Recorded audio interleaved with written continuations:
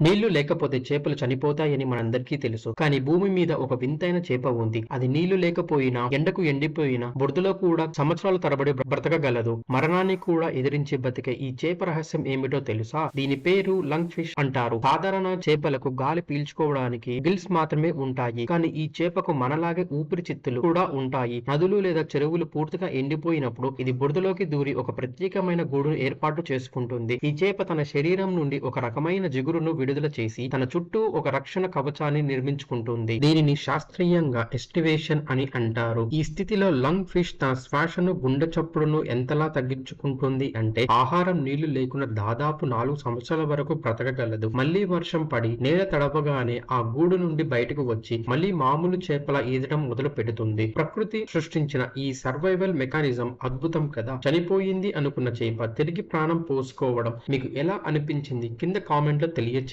మరిన్ని వీడియోస్ కోసం దినకర టాక్స్ ని సబ్స్క్రైబ్ చేసుకోండి. ధన్యవాదాలు.